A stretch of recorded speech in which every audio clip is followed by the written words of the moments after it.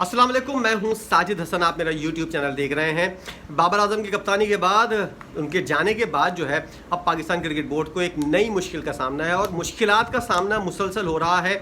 मोहम्मद रिजवान को कप्तान बनाने के बारे में उन्होंने सोचा, उसने इतनी ज़्यादा डिमांड की और इतने ज़्यादा इख्तियारात मांगे कि ये लोग जो है वो देने को तैयार नहीं है। अब एक बार फिर जो है वो कप्तानी के हवाले से पाकिस्तान के अंदर जो है वो एक खला पैदा होता हुआ नज़र आ रहा है। अब पाकिस्तान क्रिकेट बोर्ड ये बात सोचने के ऊपर मजबूर हो गया है कि क्यों बाबर आजम से हमने इस्तीफ़ा लिया और कौन सा ऐसा खिलाड़ी है जिसको कप्तान बनाया जाए और तीन हाथी जो हैं इनको वो कंट्रोल कर सके। वो कप्तान ऐसा हो जो इन तीनों हाथियों को, यानी कि मोहम्मद रिजवान, बाबर आजम और शाहिनशाह आफरीदी को कंट्रोल कर सके, इनके मुंह के अंदर जो है वो लगाम डाल सके और इन लोगों को अपने हिसाब से चलाए। वरना ये लोग जो हैं पाकिस्तान के लिए नहीं, पाकिस्तान के खिलाफ खेलते हुए नजर आते हैं और पाकिस्तान को नुकसान पहुंचाते हुए नजर आते हैं। मुतादिद ऐसी मिसालें हैं जिनके अंदर आपने देखा होगा बाबर आजम, शाहिनशाह आफरीदी और मोहम्मद रिजवान की वजह से पाकिस्तान मैचेस बहुत कम जीता है, हारा बहुत ज़्यादा है इन लोगों की अपनी कारकर्दगी की वजह से। कई मैच के अंदर हमने देखा बाबर आजम और मोहम्मद रिजवान इतना स्लो खेले कि पाकिस्तानी टीम के अगले खिलाड़ियों के ऊपर बोझ आ गया और पाकिस्तानी टीम जो है वो कोलैप्स कर गई। और उसके बाद पाकिस्तान के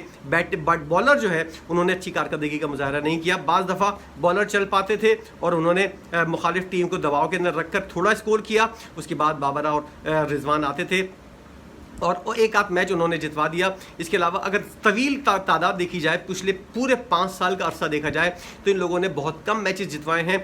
हरवाने में इन लोगों के किरदार जो है वो ज़्यादा इन्वॉल्व था। इसलिए ऐसा कप्तान होना चाहिए जो इन तमाम तर तीनों खिलाड़ियों को जो है, मेरी तो ये वो थी क्या नाम मशवरा था कि इन तीनों से किसी तरह जान छुड़वाएं, क्योंकि ये लोग जो हैं पाकिस्तान के हक़ में नहीं, पाकिस्तान के ख़िलाफ़ बहुत ज़्यादा चलते हुए नज़र आते हैं।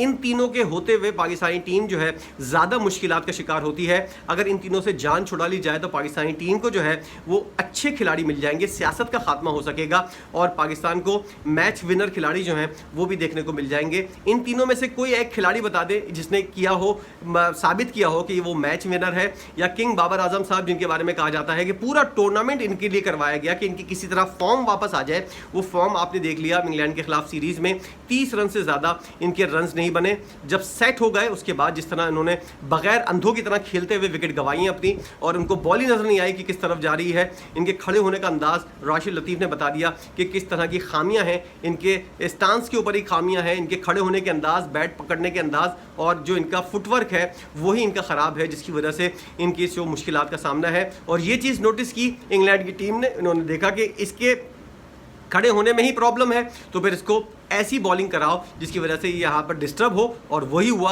क्रिस वोक्स ने बेहतरीन बॉल का मुजाहरा किया और एक अच्छी बॉल डाली जिसको बीट किया बाबर आजम ने, और उसके बाद जो है वो आउट हो गए। मोहम्मद रिजवान साहब जो अपने आप को बहुत ज़्यादा समझते हैं कि वो पाकिस्तान के एक निजात दहिंदा है पाकिस्तानी क्रिकेट के, और उनके अलावा कोई ऐसा विकेट कीपर बैटर नहीं है जो इस वक्त पाकिस्तानी टीम के अंदर आ सके।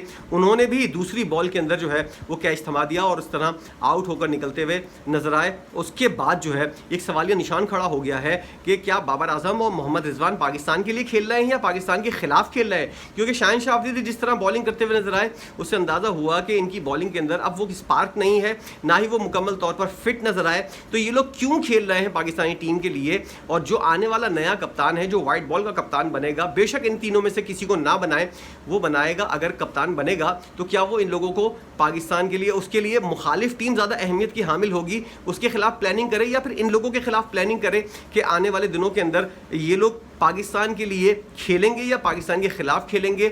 इनको कप्तान को मुखालिफ टीम को भी देखना है, इन लोगों को भी देखना है, इन लोगों से भी कारकर्दगी निकलवानी है।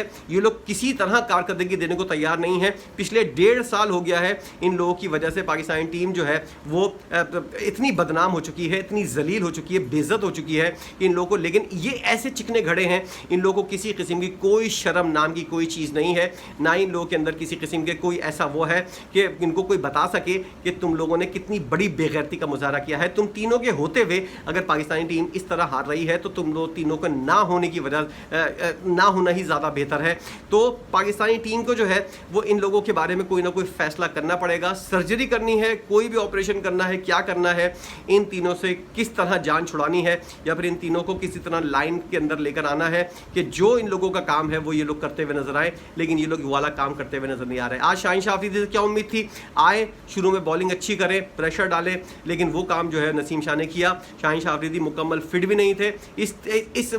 इस हाथी को टीम के अंदर रखने का क्या फ़ायदा कि जिसकी वजह से पाकिस्तानी टीम को आपने मीर हमजा जैसे खिलाड़ी को बाहर कर दिया जो डिज़र्व करता है। आपने उस डिज़र्व खिलाड़ी को जो है बाहर करके एक ऐसा अनफिट खिलाड़ी रख दिया जो पाकिस्तान के लिए मुश्किल से खेलता हुआ नजर आए। और जिस तरह का वर्ल्ड कप के अंदर आपने देखा, T20 वर्ल्ड कप के अंदर शाहीन शाह अफरीदी ने जो हरकतें की और जो रिजवान ने हरकतें की, उससे कौन ये वाली बात नहीं कह सकता था कि ये लोग पाकिस्तान के खिलाफ खेल रहे थे, पाकिस्तान के हक में नहीं खेल रहे थे। ये वाली चीज़ें हैं सारी जिनकी वजह से पाकिस्तान क्रिकेट बोर्ड को मुश्किलात का सामना है। आने वाले दिनों के अंदर किसको कप्तान बनाए और क्या अगर वो कप्तान बन भी गया, उसको इख्तियारात मिल भी गए कप्तानी के, तो फिर वो इन तीनों से काम ले सकेगा या नहीं, ये एक बहुत बड़ा सवालिया निशान है जिसके ऊपर क्वेश्चन मार्क बना हुआ है कि वो खिलाड़ी जो है इन लोगों से काम ले सकेगा। ये लोग अपनी मर्जी से आएंगे, अपने हिसाब से खेलेंगे। स्ट्राइक रेट की इनको किसी को फिक्र नहीं है, ना रिजवान को है ना बाबर आजम को है। और जो डिमांड पाकिस्तान की क्रिकेट को और एक कप्तान को होती है, उस डिमांड के ऊपर ये लोग अगर पूरा नहीं उतरे तो क्या इनको ड्रॉप किया जाएगा? इतना पोरस का हाथी इन लोगों को बनाकर पेश किया गया है कि अगर कोई इनको ड्रॉप करने की बात की जाए तो यहाँ पर पूरा सोशल मीडिया के ऊपर एक तूफान आ जाता है। जो घंटे के किंग हैं, उनके जो चाहने वाले हैं, वो ज़मीन आसमान एक कर देते हैं। अभी भी इन लोगों को आग लगी हुई है कि क्यों इनके किंग को जो है वो कप्तानी से हटाया गया, क्यों जलील करके इसको बाहर निकाला गया। लेकिन कप्तान खुद जो है वो रोज़ाना प्रूफ कर रहा है कि मुझे किंग कहने वाले सबसे बड़े जाहिल हैं। उसने खुद हर मैच के अंदर वो जवाब देता है कि मुझे किंग कहने वाले सबसे बड़े जाहिल हैं। वो लोग जो है फिर भी बाज नहीं आते और उसको किंग कहने से बाज नहीं आ रहे। अभी भी उन लोगों को अकल नहीं आ रही और वो लोग उसको पूछते हुए नजर आ रहे हैं, इसकी पूजा करते हुए नजर आते हैं। लेकिन उन लोगों को ये नहीं पता कि इनका किंग जो है, उसका स्टांस जो है, उसको खड़े होने का अंदाज जो है, वो भी किसी तरह किंग के मुकाबिल नहीं आ सकता। ना ही उसकी फॉर्म ऐसी है जो किंग के लिए इस्तेमाल होती है। तो उसको अपने तौर पर अपने गिरबान में झांकना चाहिए सबसे पहले, जो मुझे किंग कहते हैं क्या मैं वो सही हैं या नहीं। फिर आकर मीडिया के ऊपर आकर ये वाली बात कह दे, जैसे विराट कोहली ने वाली बात की थी कि मैं किंग वगैरह नहीं हूँ, मैं एक क्रिकेटर हूँ और मुझे क्रिकेटर के तौर पर देखा जाना और पहचाना जाए। ये वाली चीज़ें जो है, ये वाली चीज़ें ख़त्म कर दी जाए। आज देखें आप विराट कोहली कहाँ से कहाँ पहुँचा हुआ है। और कल तक हम लोग मवाजना करते थे हमारे किंग का विराट कोहली से, और आज वो कहाँ से कहाँ चला गया। और आपका किंग जो है वो स्ट्रगल करता हुआ नज़र आता है बांग्लादेश जैसी टीम के खिलाफ, वो स्ट्रगल करता हुआ नज़र आता है अमेरिका जैसी टीम के खिलाफ, और वो कप्तानी के बोझ तले पता नहीं कहाँ से कहाँ पहुँच गया। और जो रन्स उसको करने चाहिए थे, जो सेंचुरियाँ उसको बनानी चाहिए थी, वो सारी चीज़ें साजिशें के अंदर दोस्ती यारी को निपटाने में लिए, रोटी गैंग को नवाजने के लिए और अपने खिलाड़ियों को, अपने अपने दोस्तों को नवाजने के लिए वही दोस्त आज इसके खिलाफ हुए हैं। तो उसको ज़रा सा खुद भी बैठ कर सोचना चाहिए, क्या मैं गलत हूँ या पूरी दुनिया गलत है। ये वाली चीज़ जो है इसको एक दफ़ा बैठ कर रियलाइज़ करनी चाहिए कि क्या कहाँ गलत हो रहा है। अगर अभी भी नहीं संभला तो फिर ये मामला इनके हाथ से निकल जाएगा। पाकिस्तान क्रिकेट बोर्ड के लिए बहुत बड़ी परेशानी हो रही है कि कोई भी खिलाड़ी जो है वो कप्तानी के मयार पर पूरा उतरता हुआ नजर नहीं आ रहा। और मोहसिन नकवी साहब ने ये वाली बात कह दी है सिलेक्शन कमेटी को कि जो भी फैसला करें सोच समझ कर करें, अहल बंदे को जो है वो कप्तान बनाए। इसका मतलब है उन्होंने ये वाली बात एक्सेप्ट कर ली है कि जब वो चेयरमैन क्रिकेट बोर्ड बने थे तो उन्होंने एक नाअहल शख्स को जो है वो कप्तान बनाया था, और जिस शख्स से कप्तानी ली थी उसकी वजह से पाकिस्तानी टीम का नुकसान हुआ। ये वाली बात उन्होंने एक्सेप्ट कर ली है। इसीलिए वो अब अपने फैसले के जो फैसला उन्होंने किया था उसके 6-8 महीने बाद जो है वो उस फैसले